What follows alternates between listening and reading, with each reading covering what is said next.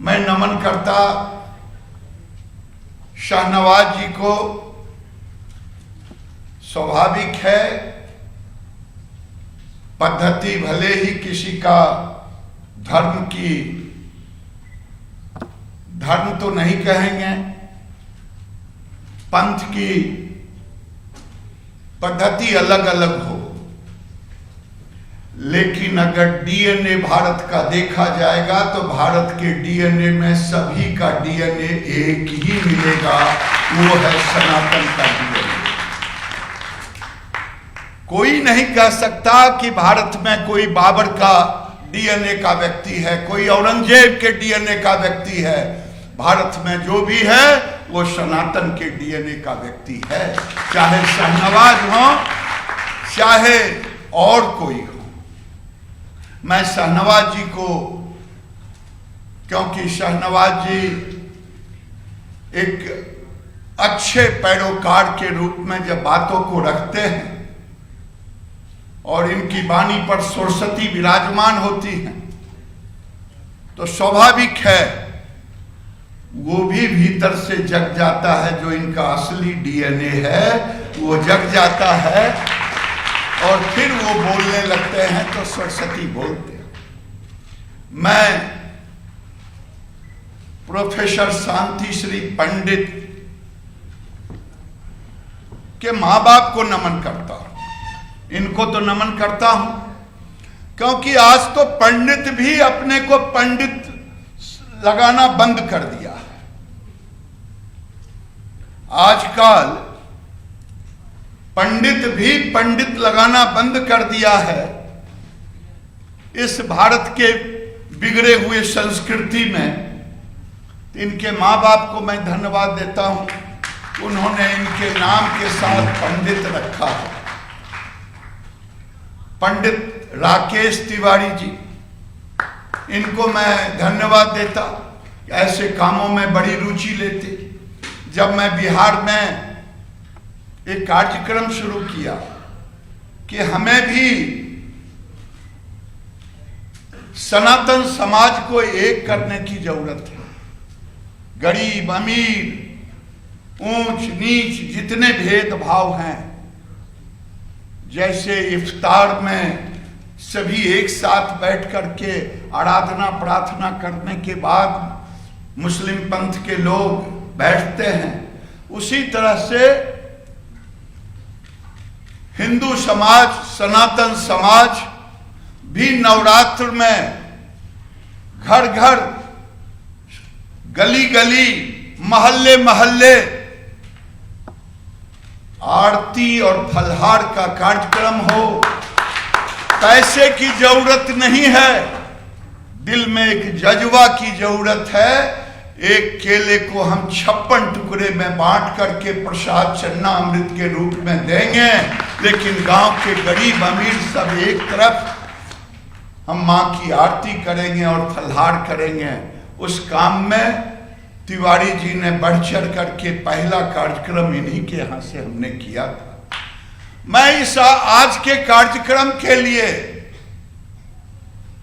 मैं रोहित जी के पूरे टीम, चाहे वो प्रोफेसर हों चाहे वो किसी भी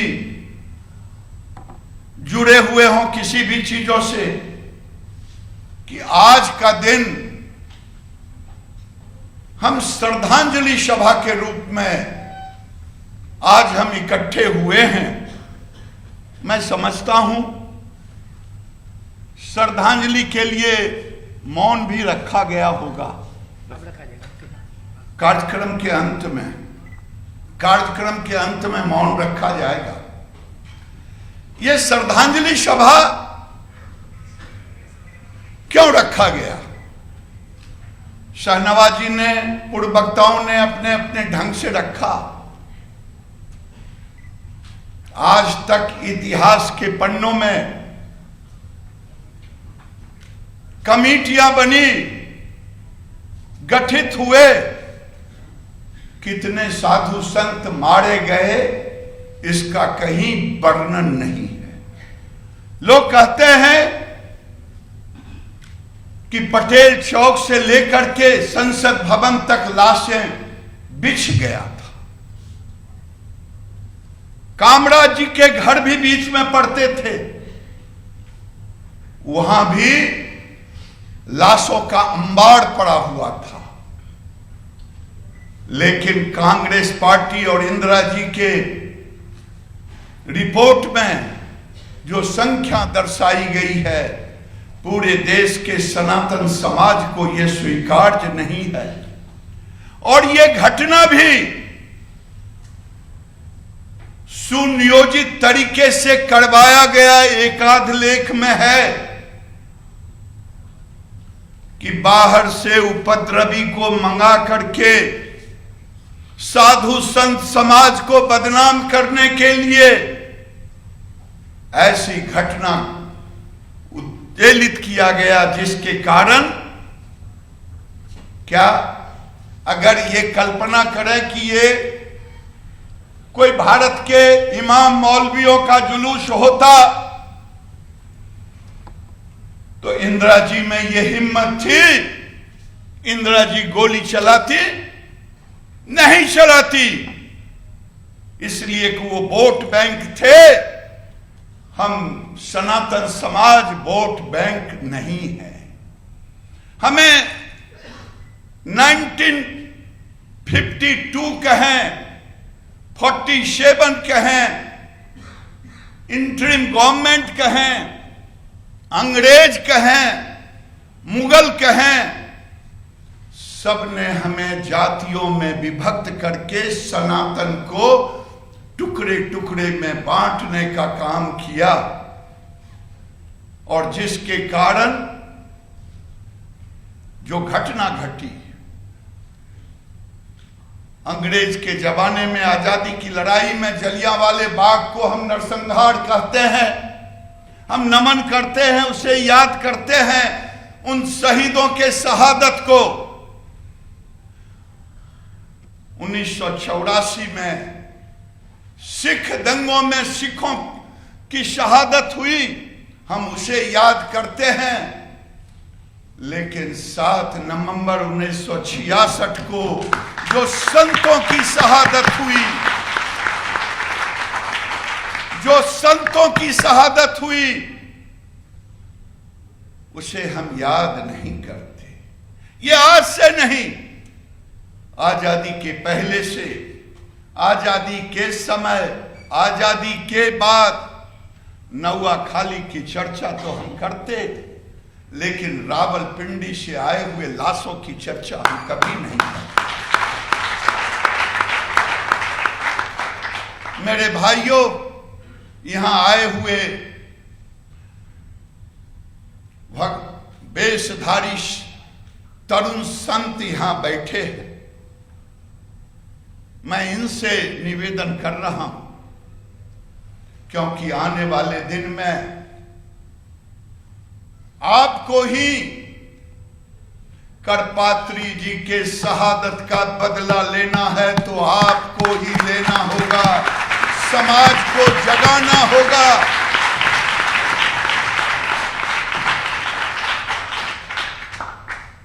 लोग कह रहे हैं,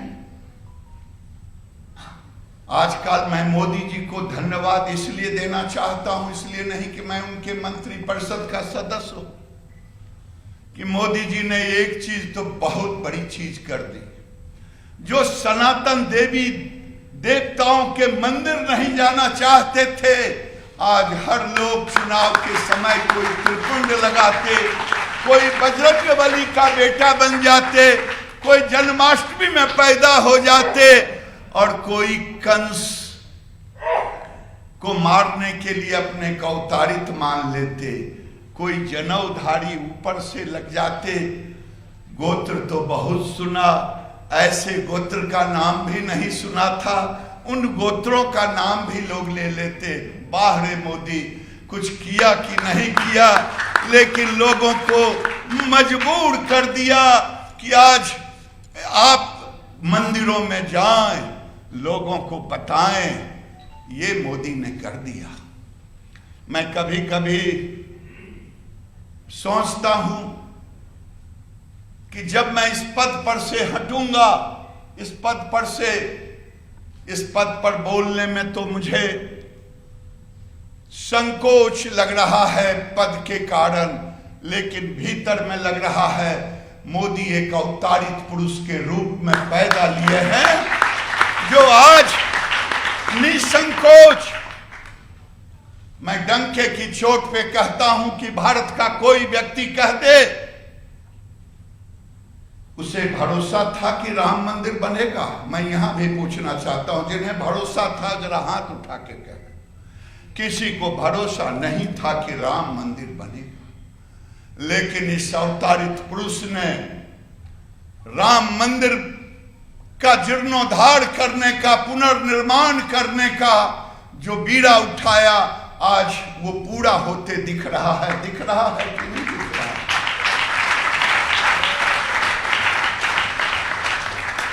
किसी ने सोचा था कि 370 धारा, एक देश एक कानून बन पाएगा? हम लोग कश्मीर जाते थे, लाठी डंडे खाते थे और लौट के आ जाते थे, जहां हुए बलिदान मुखर्जी वो कश्मीर हमारा है, यही कह के लौट आते थे। लेकिन मोदी ने एक देश एक कानून बना दिया। मोदी ने आज चाहे महाकाल का कॉरिडोर हो, चाहे बाबा विश्वनाथ का कॉरिडोर हो, मैं तो कहता हूं कि मोदी आने वाले दिन में अगर राम मंदिर बन गया, बाबा विश्वनाथ का कॉरिडोर बन गया, जो कुछ बचा है वो भी महादेव पूरा करेंगे बाबा विश्वनाथ में।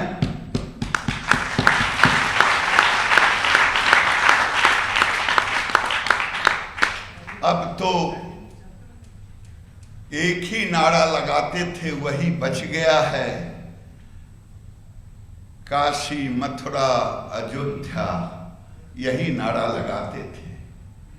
काश अगर ये कांग्रेस का रीजन होता, रिजिम, काश अगर इंदिरा गांधी अगर होती, तो कोई बता दे क्या राम मंदिर 500 साल से अटका पटका था। कांग्रेस समय समय पर तारीख बदलते बदलते और हमसे पूछते थे, राम लला हम आएंगे, मंदिर वहीं बनाएंगे, तारीख नहीं बताएंगे, ये आरोप लगाते थे। क्या कांग्रेस के रिजिम में ये होता? कभी नहीं होता, कभी नहीं होता। आने वाले दिन में भारत के सनातन का पुनरुद्धार हो रहा है। जब भारत के सनातन का ध्वज पूरे दुनिया में बजेगा, तो करपात्री जी महाराज के शहादत का बदला भी हम लेंगे। जय जय श्री राम। और जो चीज शाहनवाज जी ने कहा,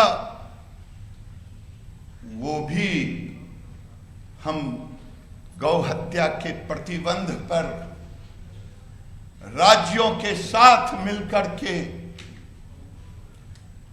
हम इस काम को करेंगे। जैसे आज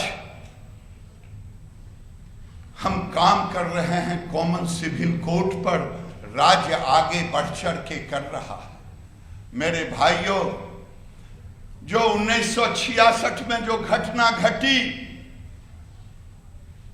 जो इतिहास के पन्नों में धुंधले अक्षरों में लिखा है, उसमें शंकराचार्य जैसे संत हरियाणा से आते थे, जनसंघ के स्वामी रामेश्वरानंद संत सांसद थे, करपात्री जी महाराज, ऐसे संतों के खून बहे, ये खून बेकार नहीं जाएगा और ये खून आने वाले दिन में सनातन को के ध्वज को उठाएगा और उनकी मनोकामना भी पूर्ण होगी। मैं यही कहूंगा। मैं इतना ही नौजवानों से निवेदन करूंगा कि आपके कंधे पर बहुत बड़ी जिम्मेदारी है। कि हर घर जाकर के परिवार में संस्कार और संस्कृति को पुनर्जीवित करने के लिए आप अपने जहां पढ़ते हो उसी इलाके में घर घर जाएं, क्योंकि आज हम अपने बच्चों को पैकेज की पढ़ाई तो पढ़ा रहे हैं, लेकिन संस्कार और संस्कृति की पढ़ाई नहीं पढ़ रहे हैं। इसलिए आप पर जिम्मेदारी है कि गांव में घर पर जाकर के उन परिवार में बच्चे पैदा लेते हैं उस समय से उन्हें संस्कारित करने का काम करें। ये मैं एक गांव में एक नौजवानों की टोली ने नारायणी सेना बना करके सर्वेक्षण किया। 100 घर में केवल 3 घरों में गीता और रामायण मिला, 15 घरों में हनुमान चालीसा मिला। ये मेरे लिए उतना ही दुखद है जितना आज श्रद्धांजलि सभा का दुख है। मुझे आज जरूरत है भारत के सनातन संस्कार और संस्कृति की पुनर्जीवित करने का भार इन नौजवान के कंधों पर है कि ये केवल अपने लिए नहीं, भारत में अब जरूरत है कि हर घर में भारत के संस्कार और संस्कृति को पुनर्जीवित किया जाए। जब हम पुनर्जीवित करेंगे वही करपात्री जी महाराज की सच्ची श्रद्धांजलि होगी। वही फिर मेरे भाइयों, मैंने कहा कि इतिहास के पन्नों से मैं फिर धन्यवाद देता हूं ब्रह्मचारी जी को, रोहित जी को, कि इन्होंने ये काम किया है आज श्रद्धांजलि सभा रख करके। आगे भी इसको बढ़ाए रखे लोगों के दिलों में। 7 नवंबर 1966 की आग, लोग तो कहते हैं कि जो सिपाही थे वो गोली चलाने से इनकार कर दिए। ये पहले से ही गैर हिंदू, गैर सनातनी फोर्स रखा था, उन लोगों के द्वारा चलवाया गया। यानी वो एक दुर्घटना नहीं थी गोलीकांड, बल्कि एक सुनियोजित तरीके से करपात्री जी महाराज के आंदोलन, गौ हत्या पर प्रतिबंध और एक समाज को खुश करने के लिए उन्होंने गोलियों से बौछार किया और जलियांवाला बाग की तरह साधु संतों पर भी जानलेवा हमला। मैं आज के इस सभा के श्रद्धांजलि सभा के माध्यम से मैं कहूंगा कि इसे अपने दिल में सहयोग करके एक एक लोगों के दिलों तक ये पीड़ा पहुंचाने का काम करें। और ये पीड़ा एक जिस दिन हम घर घर पहुंचा पाएंगे उस दिन हमारा जो उद्देश्य है वो उद्देश्य की भी पूर्ति होगी।